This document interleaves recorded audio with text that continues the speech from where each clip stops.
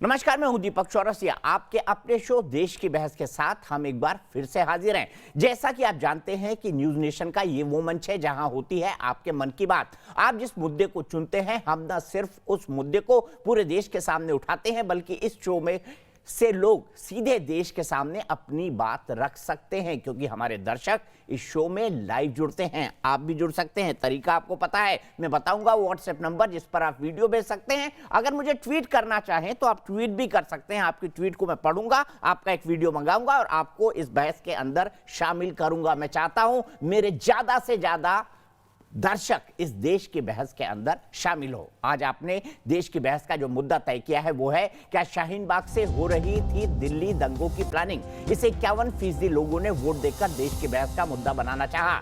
आज इसी पर होगी देश की बहस। मेरे साथ चर्चा में एक बड़ा पैनल शामिल होगा, साथ ही आप यानी दर्शक भी जुड़ेंगे। मैं आपको बता दूं कि जैसे जैसे दिल्ली दंगों की जांच आगे बढ़ रही है, वैसे वैसे इसमें बड़े खुलासे होते जा रहे हैं।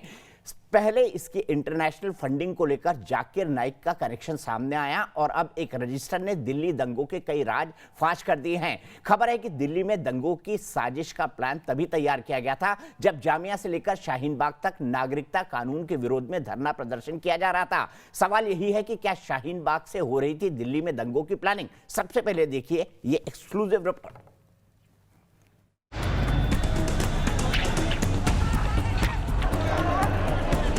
सामने आया दिल्ली दंगों का पूरा बही खाता।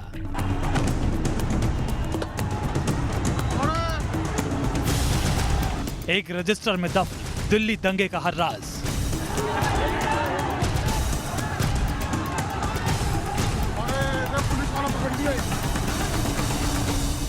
पूरी प्लानिंग, फंडिंग मास्टर, हर किरदार बेनकाब।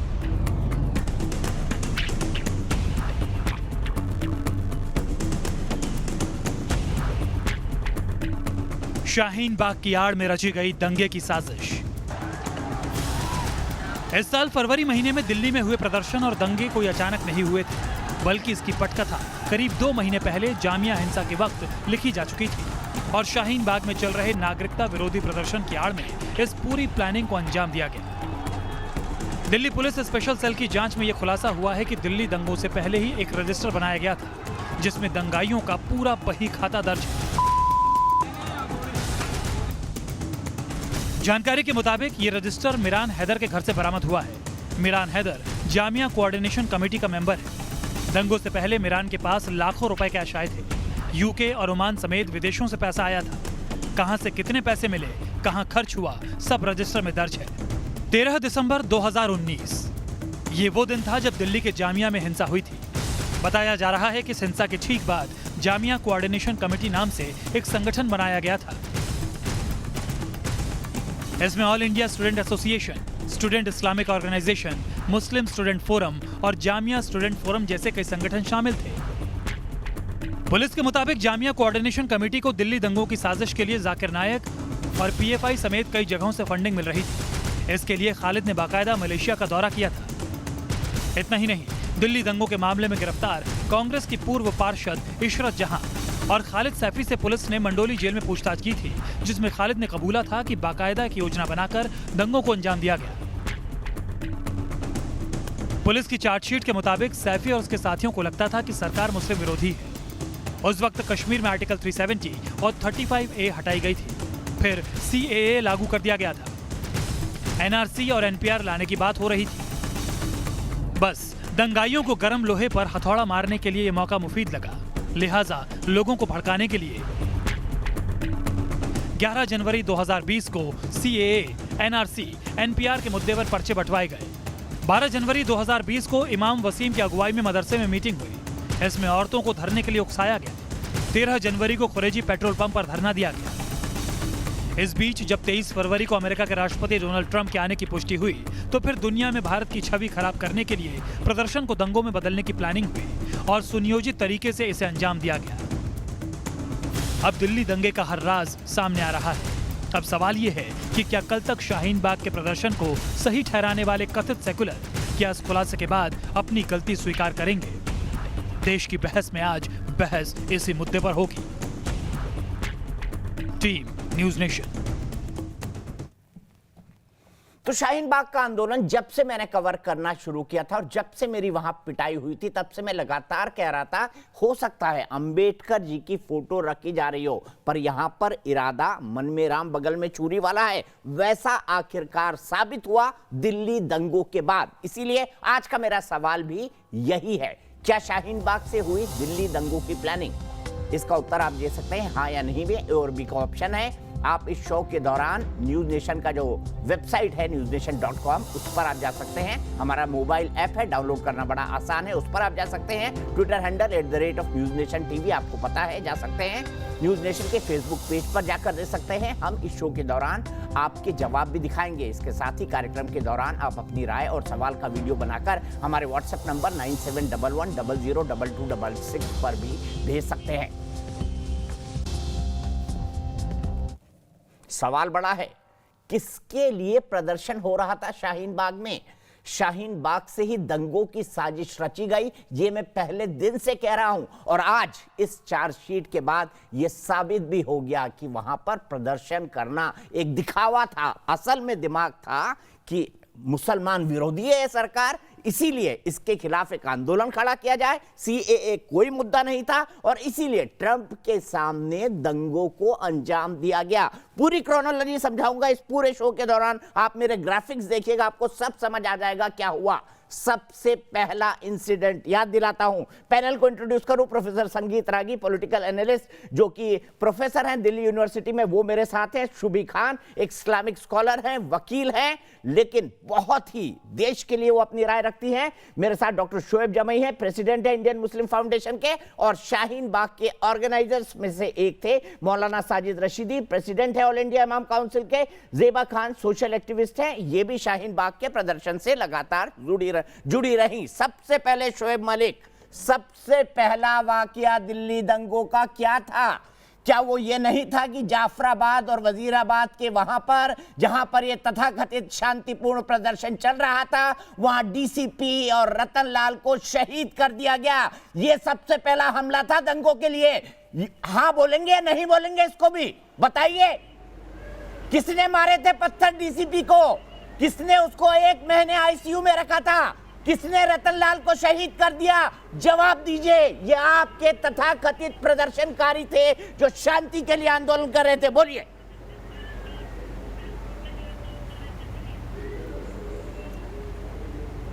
जी ठीक है, मुझे 2 मिनट का वक्त दिया जाए आदरणीय दीपक जी, और मैं सारी बातें रख देता हूँ। देखिए, सबसे पहले जब काम हुआ था जाफराबाद के प्रदर्शन के बाद, वो ये हुआ था कि कपिल मिश्रा अपने तमाम गुंडों को लेकर वहाँ आते हैं। कपिल मिश्रा के घर एक पत्थर मिला, पत्थर ताहिर हुसैन के घर क्यों मिला? खालिद सैफी के घर क्यों मिला? जाकिर नाइक से लोग क्यों मिलने गए?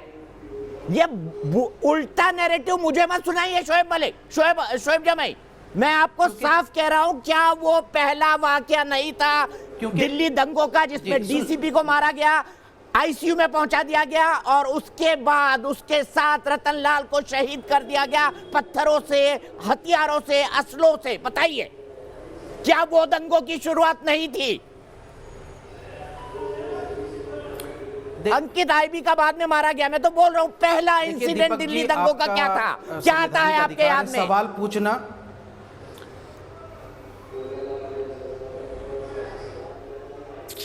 देखिए दीपक जी, आपका अधिकार है, संवैधानिक अधिकार है सवाल पूछना, लेकिन मेरा भी उतना ही अधिकार है कि मैं अपने हिसाब से जवाब दूं ना। आम का जवाब इमली तो नहीं दे सकते ना भाई। मुझसे किया है तो आप आम का जवाब इमली से नहीं दे सकते और कद्दू को अंगूर भी नहीं बता सकते। शोएब जमई, देश की जनता ने सुन लेती है, समझ लेती है।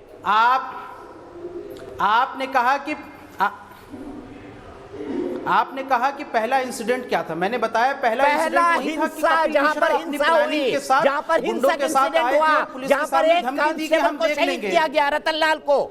बताइए पहला इंसिडेंट क्या था दिल्ली दंगों का?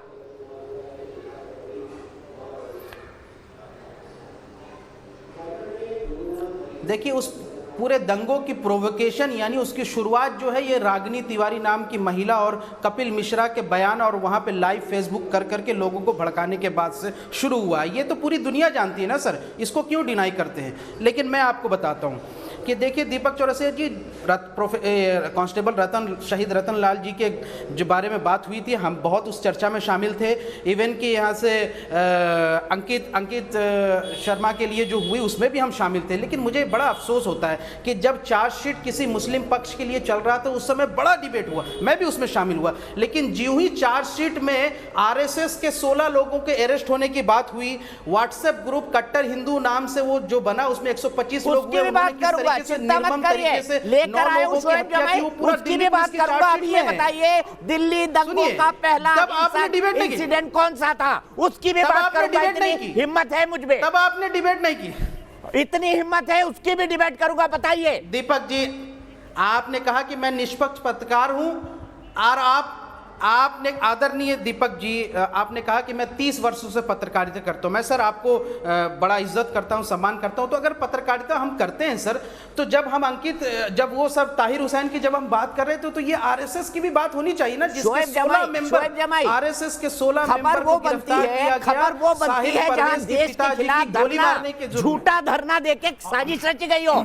खबर वो बनती है जहां पर जाकिर नाइक जैसे देशद्रोही से मिलने जा रहे हो। खबर वहां बनती है जहां मिरान हैदर जैसे लोग जामिया के अंदर रजिस्टर लिख रहे हो कि लाख रुपए यहां से आ गया, 5 लाख यहां से आ गया, असले यहां से आएंगे, हथियार यहां से आएंगे। हाँ, हिंदू भी पकड़े गए हैं और हिंदू और मुसलमानों दोनों पे कार्रवाई हुई है, पर साजिश किसने रची थी? आप लोगों ने, शोएब जमाई, शाहीन बाग के लोगों ने। अमन सिन्हा, में क्या गलत कह रहा हूं, जवाब दीजिए।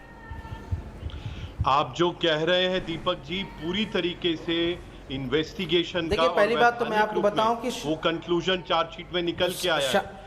दीपक जी, मैं कहूं क्या? ना एक मिनट शोएब भाई, आपको मैंने वक्त दे दिया। आप आम का जवाब इमली दे रहे थे, मुझे अमन सिन्हा के पास आना पड़ा। 1 मिनट है उनके पास।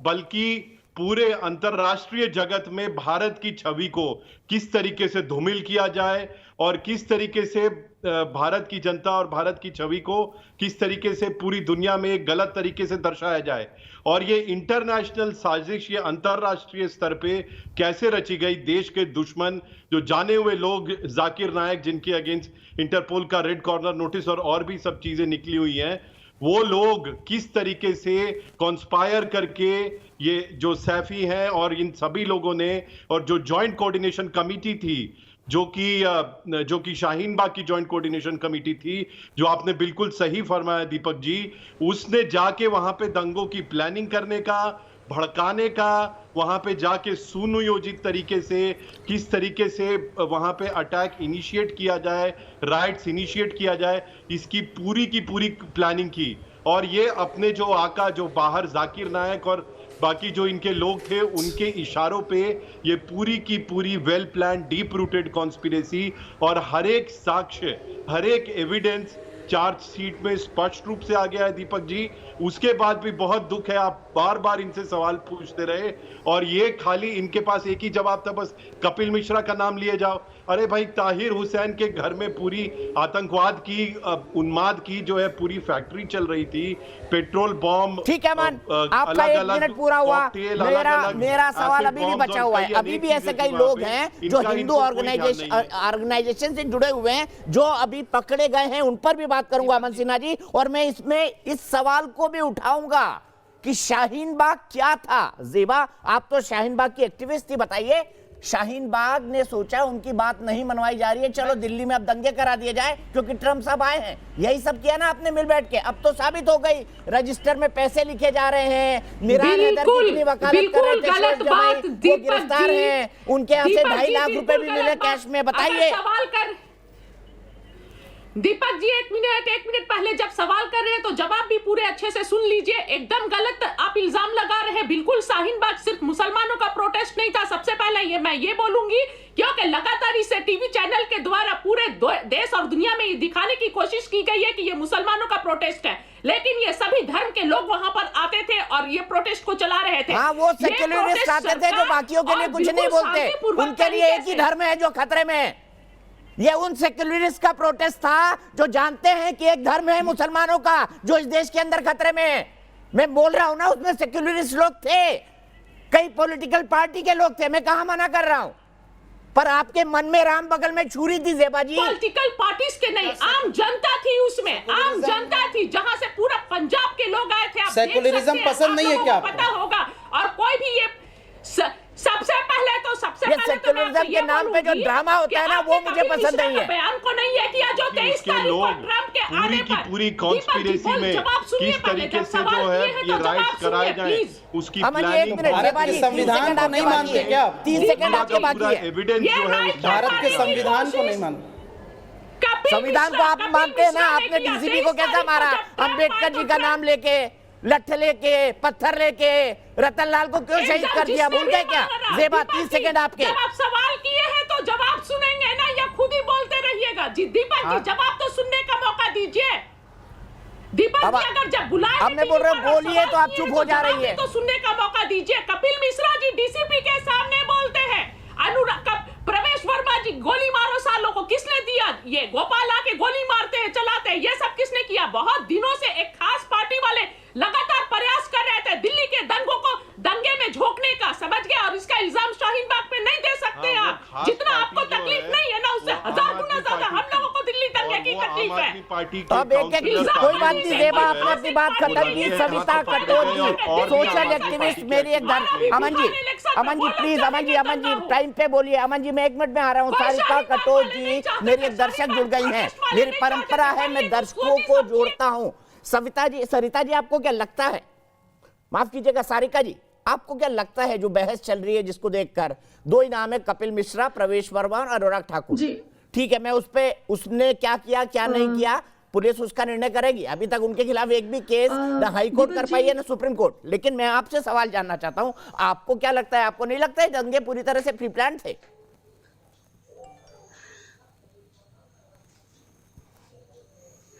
देखिए दीपक जी, अगर हम लोग इस बात के ऊपर जाएं कि प्री प्लान थे, मेरा क्योंकि खुद का अनुभव जो है 20-25 साल का एनजीओ सेक्टर का रहा है और मुझे देश को राष्ट्रमंडल के देशों में जो है प्रतिनिधित्व करने का मौका भी मिला है। ये बात मेरे देखने में आई है कि कई ऐसे जो हैं हमारे विरोधी देश हैं जो कि इस देश के अंदर सो कॉल्ड एनजीओज जो है रजिस्टर्ड करवाते हैं और अपने एजेंडे को आगे चलाने के लिए वो जो है एनजीओज कुछ इस तरह से देश की छवि जो है अंतर्राष्ट्रीय प्लेटफॉर्म्स पे लेकर के जाती है जो कि हमारे हितों को जो है वो कहीं ना कहीं नुकसान पहुंचाती है, जबकि असलियत में उतनी बुरी चीजें नहीं होती हैं। तो बहुत बड़ा एक लूप होल है, प्री प्लान भी है, हो सकता है अगर मैं उसमें जो है वो तो ऐसे कई एनजीओ थे ना शाहीन बाग के साथ, हम लोग कई सारे एनजीओ थे शाहीन बाग के साथ, सबके ऊपर चार्जशीट हुई है। सारिका जी बता दूं, आप जो बात कह रही हैं, कई एनजीओ हैं जिनके ऊपर चार्जशीट हुई है इसका मामले के चलते। एक ऑर्गेनाइजेशन है पीएफआई जो ऐसे से पैसा लेता है, उसके ऊपर आरोप लगे हैं। आपकी बात से मैं बिल्कुल सहमत हूँ। मैं खुद दीपक जी, मैं वही बात आपसे कह रही हूँ कि इस तरह के जो तौमतें लगती हैं उस वजह से जो सही काम करने वाली ऑर्गेनाइजेशंस हैं उनको धक्का पहुंचता है। बड़े दुख की बात यह है कि हमारे जो तंत्र है इसमें जो सही काम करने वाली जो ऑर्गेनाइजेशंस हैं, यूथ वर्कर्स हैं, उनके ऊपर जब वो इस देश को एक करने के लिए इकट्ठा होते हैं तब कोई भी जो है सरकारी तंत्र या माफ कीजिएगा मीडिया भी जो है कई बार उसका साथ नहीं देता। मैं खुद national integrated forum for artists and activists की जो है हिमाचल प्रदेश की जो है मैं प्रदेशाध्यक्ष हूँ। हमारे एक साथी जो त्रिपुरा से हैं देवाशीष मजूमदार, जब ये सीएए की बात चल रही थी और देश में विरोध और इसकी सहमति के बीच में जो भी मैं इसको मुद्दा बनाकर इसको उठाऊंगा, क्योंकि बहस का विषय ये नहीं है। आपने बहस के विषय पर अपनी राय रख दी, आप मेरे कोऑर्डिनेटर को बताइए, जिससे भी आप संपर्क में आई हैं, पूरी स्टोरी आप बना के भेजिए। मैं अगर आप देश की बात करती है तो मैं वो पहला व्यक्ति होऊंगा जो अंत तक आपके साथ खड़ा रहूंगा। सीधे ले जाना चाहता हूं इस सवाल को शुभी खान के पास। शुभी, क्या था दिल्ली दंगों का पहला सबसे बड़ा वायलेंट इंसिडेंट? क्या नहीं था कि सत्य के सिपाहियों ने, महात्मा गांधी के, अंबेडकर को मानने वालों ने, महात्मा गांधी की शांति और अहिंसा को मानने वालों ने, अंबेडकर जी के संविधान के मानने वालों ने पत्थर, रॉड, सरिये, स्टेफनी के जो टूल्स होते हैं उससे पकड़ पकड़ के एक डीसीपी को 1.5 महीने के लिए अस्पताल पहुंचा दिया और रतनलाल की हत्या कर दी। दिखाइए वो शॉट्स, दिख रहे हैं। फिर पूछूंगा शोएब जमई से, बताइए पहला वायलेंट इंसिडेंट कौन सा था? जी दीपक जी, क्या मैं बोल सकती हूँ? जी बिल्कुल। जी देखिए दीपक जी, हमें ये भूलने की जरूरत नहीं है। मैं बहुत दिनों से ये बोलती चली आई हूँ कि इसका सीएए से, नागरिकता संशोधन कानून से कोई लेना देना नहीं था। दिल्ली दंगों की जो प्लानिंग है वो कब से चल रही है? अगस्त 2019 में आर्टिकल 370 और आर्टिकल 35A एब्रोगेट होता है। कश्मीर इशू जैसे ही रिजॉल्व हो जाता है, इन लोगों के पेट में खलबली मचनी शुरू हो जाती है, क्योंकि इनका मेन मकसद है भारत के टुकड़े करना। वो जो 2 नेशन थ्योरी का जो एक बीच था 3 नेशन बनाने का इनका, वो इनका एजेंडा पूरा नहीं हो पाया था, तो वहीं से इन लोगों की प्लानिंग स्टार्ट हो जाती है। उसके बाद नवंबर में राम मंदिर का जजमेंट आता है। 11 दिसंबर 2019 में सिटीजनशिप अमेंडमेंट एक्ट पार्लियामेंट द्वारा पास होता है और 13 दिसंबर को पहला वायलेंट प्रोटेस्ट स्टार्ट हो जाता है जामिया में, जहां पे पेट्रोल बम, पत्थरबाजी, हम उसको क्यों भूल रहे हैं? दिल्ली दंगों से पहले तो वायलेंट एक्टिविटीज इनकी जामिया में ही स्टार्ट हो गई थी, जहां पे ये पुलिस के ऊपर भी हावी हो गए थे। वहां पे भी इतनी तैयारी थी, जो एक दिन में सीएए 11 तारीख को पास होने के बाद 13 तारीख तक 1-1.5-2 दिन में इतनी तैयारी नहीं हो सकती थी। तो ये तैयारी इनकी, मुझे लगता है कि कश्मीर इशू रिजॉल्व होने के बाद से ही स्टार्ट हो गई थी। और इसके लिंक्स आप देखिए, जब राम मंदिर जजमेंट आता है और रिव्यू डालने के लिए इन लोगों ने, all India Muslim personal law board ने एक प्रेस कॉन्फ्रेंस करी थी, तो जो उसके स्पीकर थे वो उमर खालिद के फादर थे, और उमर खालिद के फादर सिमी के एक्स प्रेसिडेंट रह चुके हैं। अब दिल्ली दंगों में आप देखिए कि सबसे पहले इन्होंने डीसीपी साहब के ऊपर वायलेंट हमला किया, उनको मौत की कगार पे पहुंचा दिया। शहीद रतनलाल को इन्होंने असैसिनेट कर दिया, खत्म कर दिया। उसके बावजूद ये बार बार कपिल मिश्रा, कट्टर हिंदू, इस तरह के लोगों के नाम लिए जा रहे हैं। मैं कहती हूँ अगर कोई हिंदू भी इन्वॉल्व है उसको बिल्कुल सजा होनी चाहिए, लेकिन जितना क्राइम किया है उतनी सजा हो ना। किसी ने हीट ऑफ द मोमेंट में आके आपने ईंट मारी, किसी ने पत्थर मार दिया, वो एक क्राइम है, उसको क्राइम के हिसाब से सजा दी जाएगी। लेकिन कौन से हिंदू ने ऑर्गेनाइज्ड वे में इंटरनेशनली फंड मंगा के, देश को तोड़ने की नियत से एनजीओज बना के, कमिटीज बना के और पूरे प्रॉपर गठबंधन के साथ देश के खिलाफ काम किया है?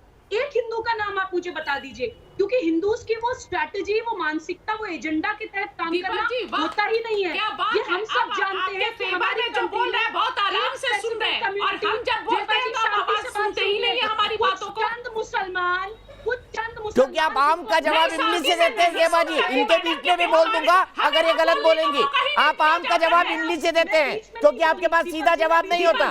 हमें तो बोलने का मौका ही नहीं देते, लेकिन आप इनकी बातों को कितने आराम से सुन रहे हैं। कलेक्शन बताऊंगी आपको, मैं ठीक है, ठीक है, सुबह मैं आपके पास आऊंगा, फिर आऊंगा। बहुत लंबा डिबेट है हमारा। मौलाना साजिद रशीदी जी आपको लाना चाहूंगा और मैं आपको 1 मिनट खुले तौर पर दे रहा हूं। मुद्दे की बात करिएगा। बताइए दिल्ली दंगे में सबसे बड़ा हिंसक पहला प्रदर्शन कौन सा था? क्या वो डीसीपी को पत्थर, हथियार, असले से मारना नहीं था? शांति प्रिय महात्मा गांधी की अहिंसा को मानने वाली महिलाओं का क्यों उस दिन बच्चों को उस इलाके से जल्दी स्कूल से बुला लिया गया था? जवाब दीजिए। और ये भी जवाब दीजिए कि पिंजड़ा तोड़ गिरोह ने महिलाओं को क्या क्या डूज एंड डोंट्स बताए थे। जल्दी बताइए मौलाना साजिद रशीदी, नहीं तो फिर आप बोलेंगे बीच में बोलता हूं मैं। दीपक जी, बीच में तो आप बोलेंगे ही, क्योंकि हम आपकी मुखालिफ पार्टी हैं, तो आपको तो बीच में तो बोलना ही है। लेकिन मैं अपनी बात रख दूं। देखिए, अगर मुसलमान मास्टरमाइंड है, मुसलमान ने प्लानिंग किया था दंगों की, तो मेरे भाई एक क्रोनोलॉजी आप समझ लीजिए। दिल्ली दंगों के अंदर सबसे ज़्यादा नुकसान मुसलमानों का हुआ है। उनके घर जले हैं, उनकी दुकान जली है, उनकी फैक्ट्रियाँ जली हैं, मुसलमान मरे हैं। मैं फिर ये कहना चाहता हूँ, जो लोग ये कहते हैं मुसलमान जिहादी है, मुसलमान दंगाई है, तो फिर भाई मुसलमान मरता क्यों है? अगर जिहादी है और दंगाई है तो दूसरे लोग मरने चाहिए ना, दूसरे लोगों के मकान जलने चाहिए ना, दूसरे लोगों के कारोबार ख़त्म होने चाहिए ना। मेरा ही कारोबार क्यों ख़त्म होता है? मेरे ही मकान क्यों जलते हैं? मेरे ही घर क्यों जलते हैं? अगर बराबर में एक हिंदू का घर है तो हिंदू का घर नहीं जलाया गया, मुसलमान का घर जला हुआ है। अगर 2 घर बीच में हिंदू का घर है तो दोनों घर मुसलमान के जल गए, हिंदू का नहीं जला। फैक्ट्री मुसलमान की जली है, हिंदू की नहीं जली। तो मेरे भाई, अगर दंगों की प्लानिंग मुसलमान ने की थी तो मुसलमान ने अपना ही नुकसान कर लिया, अपने ही लोगों को जला दिया, अपने ही लोगों के कारोबार खत्म कर दिए। इंटरनेशनल वे में इसको आप देखिए, संगीत रागी जी ने पहले एक सवाल उठाया था कि मुसलमान जिहादी है। मुसलमान ही क्यों मरता है अफगानिस्तान में, इराक में, लबनान में, सीरिया में, सब मुसलमान ही क्यों मरता है अगर मुसलमान जिहादी है? तो ये तो क्रोनोलॉजी आपको समझना पड़ेगा ना। ठीक है, आप सवाल असल आपने बात सही से नाम लिया। ध्यान ये सही हटाने ढंग के से लिए समझाएंगे। कहीं देखिए, ना मैंने आपको कहीं बिल्कुल मुसलमान बीच को में नहीं टारगेट टोका। करते हैं। मौलाना साहब, मुसलमान आपका को एक मिनट टारगेट पूरा हुआ, करने आपने के अपनी बाद बात ही पूरी कर ली। आपकी टीआरपी साजिद मिलती रशीदी है, साहब, आपको आ कहीं ना जाइए, इनको कहीं बताइए, आपके चैनल को मुसलमान ही टीआरपी मुसलमान मिलती को क्यों है, मारता है, आपके बताइए। चैनल को कहीं ना कहीं नेशनल इंटरनेशनल देखा जाता है। क्या चीज? दीपक जी ये साजिद रशीदी ने या जो मुसलमान कहा, ही मैं मुसलमान के मरने के हालात क्यों पैदा करता है, ये भी बता दीजिए इनको। देखिए दीपक जी, हाँ बिल्कुल सही बात है, बिल्कुल सही बात है। साजिद रशीदी जी ने जो कहा है मैं उसी को दोहरा रहा हूँ कि दुनिया में इस्लामिक टेररिज्म से 85% जो डेटा आया है उसमें मुस्लिम समुदाय की ही हत्या हुई है। लेकिन हत्या का दो पैटर्न है। एक जगह ऐसा है जहां वो दारुल अरब को दारुल इस्लाम में कन्वर्ट करना चाहते हैं, ये वो हिंदू की हत्या करते हैं। अरे भाई दारुल हरब कौन कहता है? कहीं तो सच बोल लिया कीजिए मौलाना साहब, फिर गड़बड़ हो जाएगी, आप बाद में कौन आर्गुमेंट कर दारुल हरब लेना। कहता है? मैं आप तो दारुल मुझसे हरब नहीं ट्रेड मानता करते हैं, हिंदुस्तान बीच में को। बोलने लग गए। मौलाना मैं तो दारुल हरब नहीं मानता मुसलमान को। ये ये थ्योरी कहाँ से लेके आते हैं आप लोग भाई? सर आप ही मुसलमान नहीं, ये थ्योरी कहाँ से लेके आते हैं आप? कौन है दारुल हरब कहने वाला? सुन लिया, एक आदमी का नाम बताइए। मौलाना साहब, मैंने आपका आर्गुमेंट सुना पूरा संतोष के साथ, ये भी जानते हुए कि इस आर्गुमेंट में कोई दम नहीं है। नहीं, जैसे आपने अभी ज़ेबा को बोला कि आप गलत बोलोगे तो मैं बोलूंगा, तो मैं भी वही बात आप ही की बात दोहरा रहा हूं कि अगर संगीत रागी गलत बोलेंगे तो मैं बोलूंगा। दारुल हरब का कॉन्सेप्ट लाया कौन है? अपने वक्त कहाँ पर है दारुल हरब का अपने वक्त पर बोलिएगा। कौन संगीत बोलता रागी है? जी, आप बोलिए, अपने वक्त पर बोलिएगा मौलाना साहब, सबको वक्त ये मिलता है। झूठे कॉन्सेप्ट कहाँ से ले? देखिए दुनिया में जितने इस्लामिक कंट्री हैं वहां भी इस्लामिक टेररिस्ट ऑर्गेनाइजेशन है। आप मिस्र में जाइए, आपको मुस्लिम ब्रदरहुड मिल जाएगा, हिजबुल्लाह मिल जाएगा। वो किस लिए मार रहे हैं मुसलमानों को? वो कहते हैं कि अभी जो मुसलमान शासन कर रहा है वो वेस्ट के इन्फ्लुएंस में है, वो करप्ट हो गया है, उनको हेरेटिक्स बोला जाता है और इसीलिए प्यूरिटन इस्लाम के लिए वो इस्लाम के मानने वालों की हत्या करते हैं। इसलिए ये चूंकि मुस्लिम लोग जो आते हैं वो भी चूंकि इस्लाम की पूरी हिस्ट्री को नहीं जानते हैं, इसलिए इन बातों को ये नकार देते हैं। लेकिन सच्चाई ये है कि जो लड़ाई है वो प्यूरिटन इस्लाम को लेकर के है और प्यूरिटन इस्लाम का मतलब मैं बार बार कहता हूं, एक शुद्ध मुसलमान होना ही खतरनाक मुसलमान होना है, क्योंकि प्यूरिटन मुस्लिम के ही अंदर जो है वो काबा के अंदर जितने टेम्पल्स हैं वो तोड़े गए थे। इसीलिए मुल्ला उमर ने जब बामियान की मूर्ति तोड़ी तो लोगों ने इसका शिकायत किया, कहा कि आपने ये क्या कर दिया? तो कहा अरे मैंने तो वही किया है जो प्रोफेट ने काबा में किया था। अब रही बात दिल्ली दंगों की, दो बातें मैं कहना चाहता हूं। देखिए शाहीन बाग का आंदोलन भारत के मुसलमानों के द्वारा पाकिस्तान और बांग्लादेश, अफगानिस्तान के जो इलीगल तरीके से घुस आए मुसलमान हैं उनकी सुरक्षा के लिए था। यानी यह एक देश विरोधी आंदोलन था और इस देश विरोधी आंदोलन को यदि आप सारगर्भित रूप देना चाहें तो आप कह सकते हैं कि ये जिहादी और वामपंथियों का मॉडल था, जिसमें वामपंथी और जिहादी दोनों साथ साथ काम कर रहे थे। आखिर पीएलओ के गठन में भी तो इजराइल के खिलाफ लड़ने वाले तो वामपंथी और जिहादी दोनों साथ साथ खड़े थे। वही मॉडल इस देश में काम कर रहा है। दुर्भाग्य है कि इस देश का मुसलमान भारत के विभाजन के पश्चात भी भारत विभाजन दीपक जी एक सवाल करूंगा मैं संगीत रागी से। मुद्दे थे उन सारे मुद्दों को साथ लेकर के खड़ा है।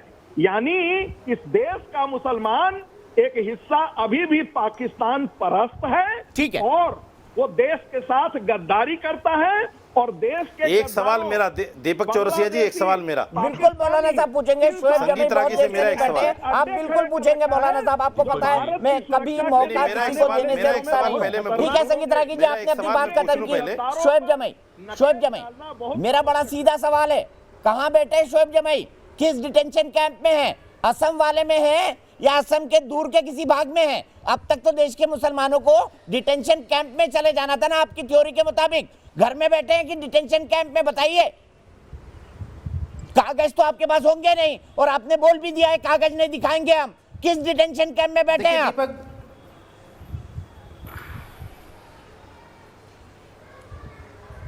देखिए दीपक जी, जितना संगीत रागी जी को आपने वक्त दिया है, अगर आप मुझे उतना ही वक्त देंगे तो मैं डिबेट में कंटिन्यू कर पाऊंगा, वरना मैं फिर आपके कैमरामैन को कहूंगा कि भैया ले जाओ, क्योंकि मुझे ऐसे डिबेट में नहीं बैठना है जहां मुसलमानों को बोलने नहीं दिया जाता, बाकी दूसरे पक्ष को आप बहुत खामोशी से सुनते हैं। तो पहले तो ये तय कर लीजिए, ये मेरी तर्क की आप बात करेंगे तो मैं बिल्कुल वक्त दूंगा आपको। 2 मिनट तर्क की अगर बात करेंगे, अगर एक रिटोरिक बजाते रहेंगे तो मैं आपको काटूंगा। और मैं बड़ा सीधा सवाल आपसे पूछ रहा हूं, आपने कहा कि कुछ ही महीनों में मुसलमान डिटेंशन कैंप में चला जाएगा, यही था ना? यही था ना शाहीन बाग का लॉजिक? बताइए किस डिटेंशन कैंप में बैठे हैं आप? जवाब दे दीजिए। असम का है क्या, जिसकी तस्वीरें आप डिस्ट्रीब्यूट किया करते थे? किस डिटेंशन कैंप में आप? जवाब दीजिए। आपकी भी नहीं, मैं तो बिहार में हूं, मैं तो इस वक्त बिहार के दौरे पर हूं, तो बहरहाल स्वतंत्र घूम रहे हैं ना, बिल्कुल कोई दिक्कत तो नहीं है ना वहां पर? मैं आपकी भी बातों का जवाब देता हूं। मुसलमान होने के कारण किसी ने रोका तो नहीं ना आपको? शाहीन, मैं राष्ट्रीय जनता दल दिल्ली प्रदेश अल्पसंख्यक का अध्यक्ष हूं, इसी नाते से बिहार में घूमना तो मेरा बनता है ना सर। हाँ सर, बिल्कुल बनता है, मैं तो रोक ही नहीं रहा हूं। आप कहते हैं ना देखिए दीपक जी, शाहीन बाग आंदोलन जो है वो, 1 मिनट आपके। हाँ नहीं सुन, मैं जी 2 मिनट मुझे चाहिए।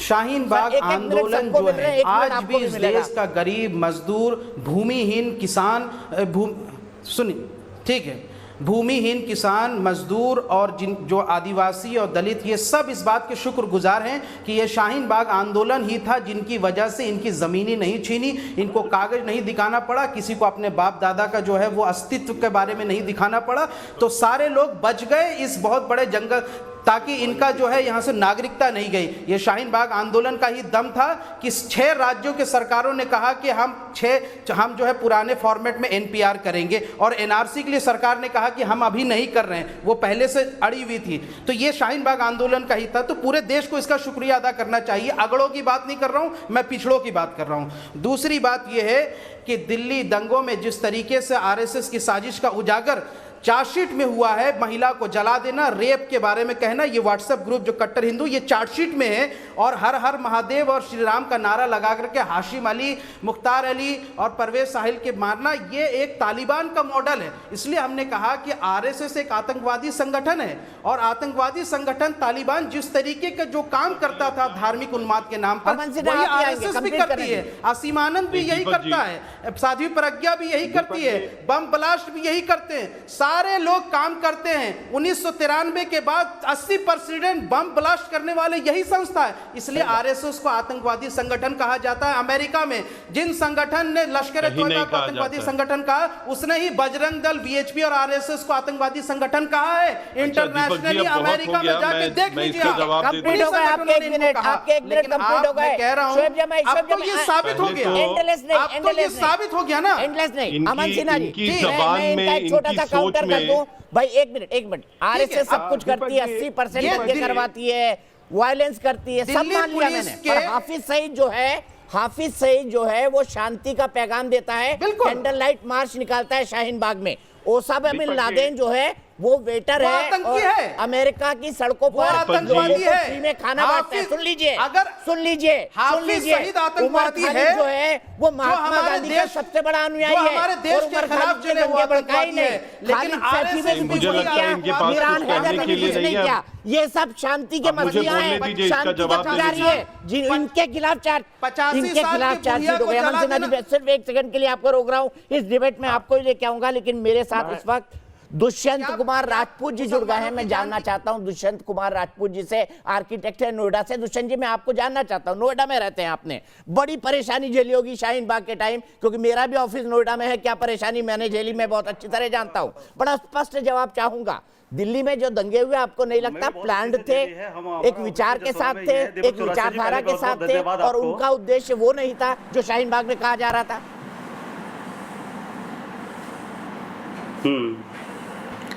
दीपक चौरसिया जी, पहले बहुत बहुत धन्यवाद आपका जो इस मुद्दे को आपने उठाया, और ये मुद्दा वाकई में आप राष्ट्रवादी और जो इस तरह के एक पत्रकार हैं जो एक बहुत ही बलपूर्वक उठाते हैं इस तरह के मुद्दे।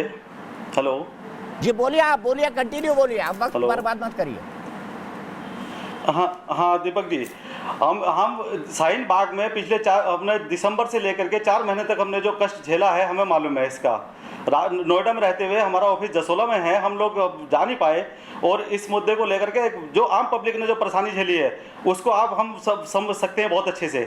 लेकिन इन लोगों को कौन समझाए जो इस तरह की बहस करते हैं, जो इस तरह की बात करते हैं, जो भड़काने वाली बात करते हैं, जो हमेशा ही प्रॉब्लम में डाल देते हैं आम जनता को। आम जनता कितनी परेशान होती है इन चीज़ों को लेकर के, ये इनको समझ में नहीं आती। ये हम लोग ऐसे परेशानी में पड़ जाते हैं इन मुद्दों को लेकर के। दीपक जी, आप समझ नहीं पाएंगे, पिछले दिसंबर से लेकर के 4 महीने आम पब्लिक ने कितना कष्ट झेला है दिल्ली में रहने वाले लोगों के लिए। ठीक है दुष्यंत जी। सीधे सुधांशु जी भी जुड़ गए, लेकिन क्लोजिंग कमेंट अमन सुनासी से अमन जी चले गए हैं, माफ कीजिएगा। सुधांशु जी, अभी शाहीन बाग के एक्टिविस्ट शोएब जमई ने इल्जाम लगाया है। शोएब जमई का ये कहना है बम भी हिंदूवादी बरसाते हैं, गोलियां भी हिंदूवादी बरसाते हैं, आरएसएस आतंकवादी संगठन है, और इसको बताने के लिए वो अमेरिका को कोट कर रहे हैं। उनका कहना है कि जितनी भी आतंकवादी गतिविधियां हुई है उसके लिए आरएसएस जिम्मेदार है। मैंने सिर्फ इनसे इतना कहा कि भाई ओसामा बिन लादेन जो है वो कबूतर उड़ाते हैं शांति के, उससे नीचे आ जाइए। हाफिज सईद वो गरीब लोगों को खाना बांटते रहते हैं शाहीन बाग और बाकी गलियों में। कुदरत का वो जो वहां पर बिरयानी आती थी शायद कुदरत से आती हो वहां पर। और जो बाकी दाऊद इब्राहिम टाइप के लोग हैं भाई, वो तो लोगों को मदद करते हैं। वो उन्होंने मुंबई के ब्लास्ट करा ही नहीं। देखिए कितने गलत आरोप आज तक लगते रहे इन तमाम लोगों पर। बताइए आप, सब कुछ किया आरएसएस ने किया इस देश में। देखिए, मैं विनम्रता से कहना चाहूंगा कि अगर शोएब जमाई जी ये कह रहे हैं तो मतलब भारत की न्यायपालिका का अपमान कर रहे हैं, क्योंकि स्वतंत्र भारत में 3 बार संघ पर प्रतिबंध लगा। नेहरू जी के जमाने में 1948, इंदिरा जी के जमाने में 1975 और नरसिम्हा राव के जमाने में 1993, और तीनों बार कोर्ट में धराशायी हो गए। नरसिम्हा राव के जमाने में तो चार्जशीट फाइल करने से पहले बाहरी ट्रिब्यूनल के सामने धराशायी हो गए थे और सुप्रीम कोर्ट से क्लियर कट क्लीन चिट मिली थी। उसके बाद भी अगर इनको कोई शक व शुबा है तो इसका मतलब है भारत की न्यायपालिका पर विश्वास नहीं करते। और कोर्ट किसको कर रहे हैं? अरे भैया, डोनाल्ड ट्रंप जो ओपनली कहता है तो इस्लामिक दिल्ली दंगों में 16 आरएसएस के मेंबर गिरफ्तार हुए हैं गोली मारने के लिए। इस्लामिक टेररिज्म वर्ड वो करता है और इस कदर करता है कि 2016 के चुनाव में उसने रिपब्लिकन इंडियन कोलिशन में आने से इनकार कर दिया था। वो रिपब्लिकन हिंदू कोलिशन में आया, उसका आपको गवाही चाहिए। सुन लीजिए, होने से कातिलों के बोलने में हम सुधांशु जी,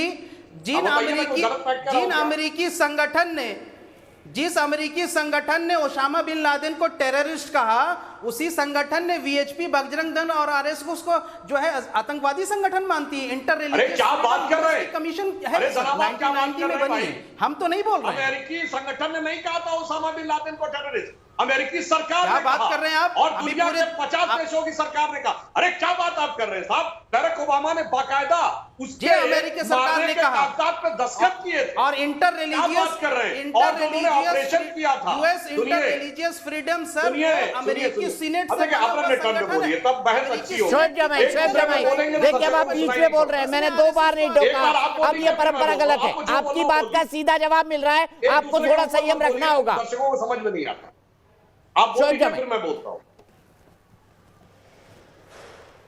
जी ठीक। नहीं सुधांशु जी, बस मेरा ये कहना है कि दिल्ली दंगों में 16 आरएसएस के एक्टिव मेंबर को अरेस्ट किया गया और चार्जशीट में उनके नाम है गोली मारने के लिए साहिल परवेज।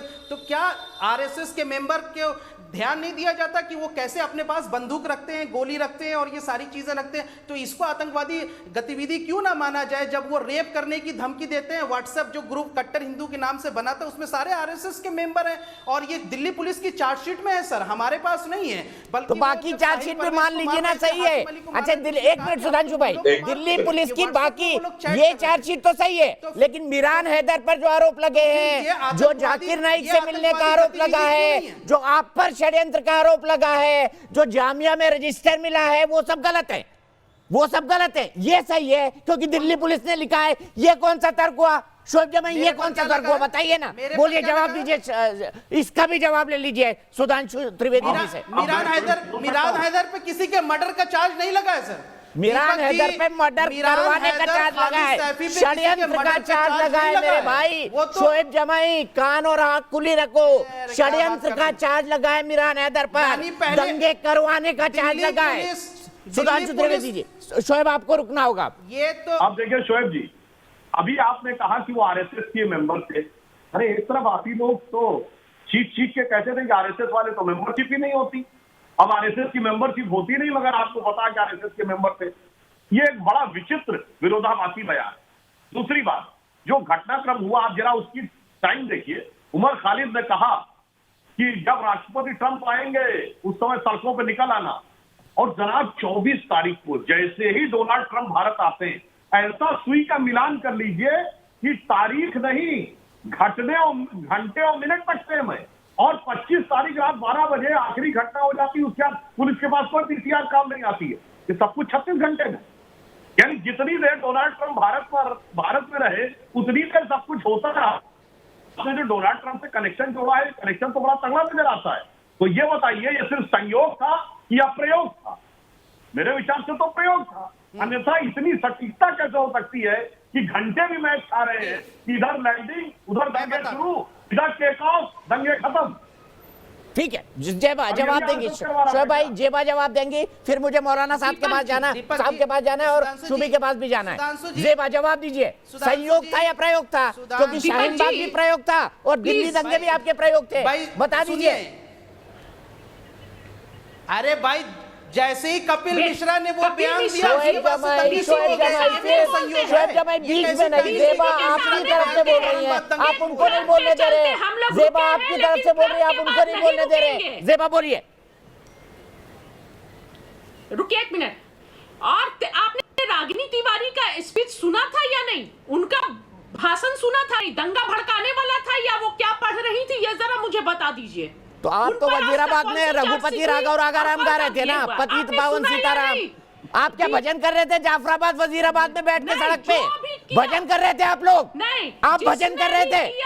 जिसने भी, एक मिनट, दीपक जी बोलने दीजिए, जिसने भी किया वो गलत है। वो पिंजड़ा तोड़ ग्रुप क्या व्हाट्सएप कर रहा था? खोलता हुआ तेल घर में रखे, पत्थर रखे, लोग आए तो ऐसे मारे, किसने महिलाओं को ये व्हाट्सएप भेजे थे? जवाब दीजिए जेबा। वो गलत है, ये एंटी सीए प्रोटेस्ट चल रहा था, लेकिन इसमें प्रो सीए क्या उस डिबेट पे चर्चा नहीं हुई है? आज मैं आरएसएस पे चर्चा कर रहा हूं तो आप लोग भाग गए। अरे जवाब तो ले लिया भाई आरएसएस का। प्रो सीए प्रोटेस्ट क्या होता है? जब मोदी जी ने खुद बोल दिया कि हम एक, अमित शाह ने बोल दिया कि हम 1 इंच पीछे नहीं हटेंगे, तो फिर प्रो सीए प्रोटेस्ट क्यों हुआ? और अनुराग ठाकुर ने इस तरह का बयान क्यों दिया? क्यों दंगा को भड़काया गया? गोली मारो सालों को किसने बोला? उसके बाद से जामिया में गोली चलती है, शाहीन बाग में गोली चलती है। किस मुसलमान, किसने, कोई भी जो भी एंटी सीए। अच्छा जेबा, मेरा एक सवाल है। अनुराग ठाकुर ने कहा गद्दारों को गोली मारो, देश का मुसलमान क्या गद्दार है? जवाब दीजिए जेबा। आपने फिर सवाल उठाया, उनके खिलाफ cases supreme court, high court सब जगह पेंडिंग है। अनुराग ठाकुर, कपिल मिश्रा, रागिनी तिवारी, हर्ष मंदर, कई सारे, उमर खालिद, सबके खिलाफ केसेस पेंडिंग है। आज तक एफआईआर नहीं कहा कोर्ट ने। मुझे बताइए, अनुराग ठाकुर ने कहा गद्दारों को गोली मारो, क्या आप देश के मुसलमान को गद्दार समझती है? बताइए।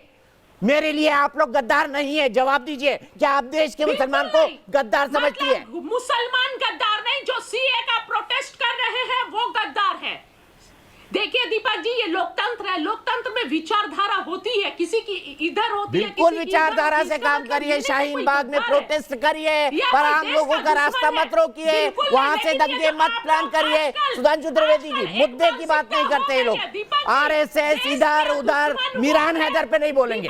देश का दुश्मन वो है, देश का दुश्मन वो है जो सरकार के अगेंस्ट बोलता है, उसे दुश्मन बनाया जा रहा है। आज सरकार के अगेंस्ट बोलना गलत हो गया है, जो भी सरकार के अगेंस्ट बोलता है उस पे कार्रवाई होती है। ठीक है, जेबा आपने अपनी बात कंप्लीट करी, मैंने पूरा वक्त दिया आपको। हालांकि आप भी आम कोई नहीं बोल रही थी, सुधांशु त्रिवेदी जी। आ रहा हूँ शोएब जमाई, आपके पास आ रहा हूँ, आपके हर सवाल का जवाब दिलवाया। आप जो बोलना चाहते थे आपने बोला, आप अति मत करिए। देखिए, जो ये कहा जा रहा है अनुराग ठाकुर का बयान, कपिल मिश्रा का बयान, अनुराग ठाकुर ने ये वर्ड बोला था देश के गद्दारों को। अब जनता सामने कह सकती थी धक्के मारो, जनता कह सकती थी जूते मारो, जनता ने कह दिया गोली मारो।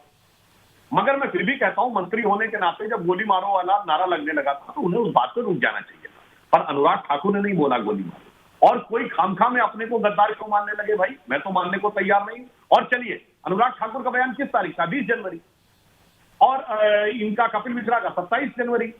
मगर ये 14 दिसंबर को जो सोनिया गांधी का बयान था कि सड़क पे आ जाओ, आर पार की लड़ाई लड़ो, ये क्या आपको उसके, भाई हमने न्यूटन लॉ में पढ़ा है क्रिया की प्रतिक्रिया होती है, परंतु प्रतिक्रिया 35 दिन पहले हो गई, क्रिया 35 दिन बाद हो रही है। ये गजब का तर्क है। और आपको शायद दीपक जी पता हो या ना पता हो आपके पैनलिस्टों को, ये भारत का इकलौता आंदोलन है जहां 14 दिसंबर को ओवरसीज कांग्रेस ने दुनिया भर में भारत के दूतावासों के खिलाफ प्रदर्शन किया। आज तक हमने ये सुना था दूसरे देशों के दूतावास से प्रदर्शन किया जाता है। अरे भाई, दुनिया भर में भारत के दूतावासों के खिलाफ क्या प्रदर्शन कर रहे थे और क्यों कर रहे थे भाई? और डोनाल्ड ट्रंप के आने पर बवाल मचा रहे थे, क्यों? आपको लगता है वो विदेशों से दबाव डलवा के कुछ भारत में परिवर्तन हो जाएगा क्या? अरे रही होगी कभी उनकी हुकूमत कि लंदन में जाके वो प्रदर्शन कर रहे थे। आज हमारी वो स्थिति नहीं है। एक लाइन कहना चाहूंगा कि अपने वतन पर सदियों तक है रही हुकूमत गैरों की, लेकिन कुछ चेहरों पर अब तक धूल है उनके पैरों की। इसीलिए सब 14-15 दिसंबर को दुनिया में 50 देशों में कर रहे थे। मुझे इसका जवाब चाहिए भाई, दुनिया भर में क्यों प्रदर्शन कर रहे हैं? जवाब दीजिए मौलाना साजिद रशीदी जी। अपने देश में प्रदर्शन करें, दुनिया भर में क्यों प्रदर्शन हो रहे थे? क्यों दंगों के लिए ओमान जाकिर नाइक के पैसे आ रहे थे? जवाब दीजिए, फिर मैं सूबी खान के पास जाऊंगा। और एक दर्शक भी जुड़ गए मेरे साथ, संजय कुमार। देखिए दीपक, सुधांशु त्रिवेदी जी ने एक बात कही, बड़ी अच्छी बात कही कि दिल्ली दंगों की जो टाइमिंग थी वो बड़ी परफेक्ट थी। लेकिन सवाल ये है कि ट्रंप के आने का प्रोग्राम तो पूरा का पूरा बीजेपी के पास था, पूरा का पूरा सरकार के पास था, तो फिर दिल्ली दंगों की टाइमिंग का जो मामला है वो तो इन्हीं की तरफ से होगा ना, बीजेपी की तरफ से होगा ना। मुसलमान को मुझे क्या पता साजिद रशीदी को कि किस टाइम पे लैंड कर रहे हैं, किस टाइम पे यहां से जाएंगे, किस टाइम पे कहां प्रोग्राम होगा, ये सारी प्रोग्रामिंग तो इनके पास थी। दूसरी बात मैं आपको बता दूं, देखिए अभी आपको याद होगा विकास दुबे ने सब मिनट टू अरे मिनट आ रहा था। सुन लीजिए भाई, सुन लीजिए, टोकने की आदत है आपको यार, भी नहीं पढ़ते, टोकने की आदत है आपको। सुन लीजिए सुन लीजिए सुन लीजिए, अरे 1 मिनट तो बोलने दिया कीजिए यार, 1 मिनट तो बोलने दिया कीजिए, थोड़ा सब्र रखिए मेरे भाई, आप अच्छे पत्रकार हैं, हम मानते हैं आपको। देखिए विकास दुबे ने अभी 10 लोगों को 10 पुलिसकर्मियों को मार दिया। अगर वो मुसलमान होता तो आप लोग चिल्लाते हुए बैठते, यहाँ डिबेट होती कि मुसलमान आतंकवादी है और इसने मार दिया। आपने एक बार उसको आतंकवादी नहीं कहा, एक बार उसको आतंकवादी नहीं कहा। क्यों? इसलिए कि वो हिंदू था, वो विकास दुबे था। अगर वो दलित होता या मुसलमान होता, सारे टीवी चैनल उसको चिल्लाते। उसके लिए कोई हिंदू खड़ा नहीं हुआ। अगर किसी मुसलमान को मारा होता तो भी आप योगी के नाम पर खड़े हो जाते कि योगी जी ने नक्सलवादी कितने आर्मी के लोगों को मारते हैं, नक्सलवादी कितनी आर्मी के लोगों को मारते हैं, वो कोई आतंकवाद नहीं है, वो आपके लिए अच्छा है, समझे। माओवाद क्या है ये सब चीजें, क्योंकि इससे मुसलमान जुड़ा हुआ नहीं है, इसलिए आतंकवाद नहीं है। जहां भी मोहम्मद नाम आ जाएगा, जहां भी अहमद नाम आ जाएगा, जहां भी अली नाम आ जाएगा, वहां आतंकवाद होना ही होना है। अगर विकास दुबे की जगह मौलाना ये तो आपने एक फार्मूला तय कर लिया है। साजिद रशीदी बोलते हैं कि हिंदुओं ने मुसलमान पर अत्याचार कर दिया, विकास दुबे के लिए कोई हिंदू बोला? जवाब दीजिए, विकास दुबे के लिए कोई हिंदू बोला? विकास दुबे के लिए आपने डिबेट की, आपने डिबेट की, आपने विकास दुबे पर डिबेट की। आप अखबार अरे 10 पुलिसकर्मियों को उसने मार दिया, आपने डिबेट की? शर्म नहीं आती आपको? डूब मरो जाके कहीं, आप डूब मरिए कहीं जाके, आपको शर्म नहीं आती? 10 पुलिसकर्मियों को उसने मार दिया और आप कह रहे हैं कि आप तर्क दे रहे हैं बैठे हुए। आप मौलाना साहब ने जो बात कही, मैं उनसे विनम्रता से कहना चाहूंगा, मौलाना साहब ये आपने किस प्रकार की बचकानी बात कही। डोनाल्ड ट्रंप आने वाले हैं, ये तो 17 फरवरी को उमर खालिद भाषण दे रहा था। अरे भैया, कम्युनिस्ट तो प्रदर्शन कर रहे थे कि ट्रंप को क्यों बुला रहे, और आप कह रहे पता ही नहीं था किसी को। अरे सर आने वाले हैं, सबको पता था, चूंकि अखबार में और टीवी में चिल्ला रहे थे लोग, आने का सबको पता था, लेकिन किस टाइम लैंड करेंगे और किस टाइम कहां पहुंचेंगे प्रोग्राम सरकार के पास होता है। ये आपके सरकार की कमी है। मौलाना साहब सुन अगर लीजिए, आपका प्रोग्राम अरे लीक हो थोड़ी गया अंदर की बात तो करा आपकी करिए, सरकार फिर की भी मैं कमी आपका है। जवाब ले रहा हूँ। आपकी सुधांशु जी सरकार की बोलिए। कमी है। फिर सुधांशु जी का ऑडियो। अब एक और बात कहना चाहता हूं, इसमें बड़ी मजेदार बात इन्होंने नक्सलवादियों को कही। अरे जनाब, नक्सलवादी और नक्सलियों को नैतिक समर्थन देने वाले तो आपके साथ थे, और आपको पता है शाहीन बाग आंदोलन बड़ा मजेदार आंदोलन था। इसमें कम्युनिस्ट भी थे और जो फैनेटिक जिहादिस्ट टाइप फोर्सेस थी वो भी समर्थन कर रही थी, जो कह रहे थे कि पंजाब आसाम से अलग करना है, भारत के टुकड़े करने, वो भी साथ थे। और आपको एक मजेदार बात बता दूं पूरी विनम्रता के साथ दीपक जी, दुनिया में आप एक मुस्लिम कंट्री बताइए जहां कम्युनिस्ट पार्टी बैन ना हो। दुनिया में सबसे पहले कम्युनिस्ट पार्टी को बैन करने वाला देश था पाकिस्तान, और दुनिया में एक कम्युनिस्ट कंट्री बताइए जहां इस्लाम पर प्रतिबंध न लगा हो। और यहां पे गजब की जुगलबंदी है, यानी पूरी दुनिया में एक दूसरे को निपटाने में लगे हैं, भारत में दोनों एक साथ में। और दूसरी बात, दुनिया में एक कम्युनिस्ट कंट्री बताइए जहां डेमोक्रेसी हो, अभिव्यक्ति की स्वतंत्रता जिसकी बात करते हैं, और दुनिया में 2 मुस्लिम कंट्री बताइए जहां अभिव्यक्ति की स्वतंत्रता हो। दुनिया में 4 मुस्लिम कंट्री बताइए जहां शरिया ना लगा हो। मतलब जिनको कभी डेमोक्रेसी से मतलब नहीं, जिनको अभिव्यक्ति की स्वतंत्रता की बात नहीं, दोनों एक दूसरे को निपटाने में दुनिया में लगे और यहां पे आके भाषण दे रहे हैं। और एक बात और कहना चाहूंगा, मौलाना साहब ने भी कहा कि मोहम्मद साहब का नाम आ जाए तो लोगों का विरोध हो जाता है। मैं विनम्रता से पूछता हूं मौलाना साहब, ये जैशे मोहम्मद में जब मोहम्मद साहब का नाम आता है तो आपको शर्म नहीं महसूस होती? क्यों नहीं फतवा जारी होता कि मोहम्मद साहब का नाम कलंकित कर रहे हैं जैसे मोहम्मद वाले? जब लश्कर तैयबा वर्ड यूज होता है तो क्यों नहीं बोला जाता है?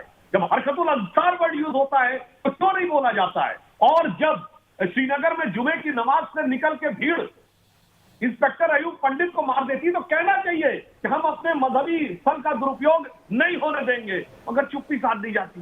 कहिए कि आज आप कहिए दीपक मुझे जवाब देने दीजिए। मोहम्मद साहब का नाम पे कलंकित करता है, मैं जैसे मोहम्मद को पूरी दीपक मुझे जवाब देने दीजिए। दीपक जवाब देने दीजिए। सर मुझे ब्रेक पे जाना है, दर्शक के पास जाना था, मैं नहीं जा रहा हूँ। ब्रेक से वापस लौटूंगा, इस बहर को फिर से शुरू करूंगा और दिल्ली दंगों पर भी ले जाऊंगा ब्रेक के बाद।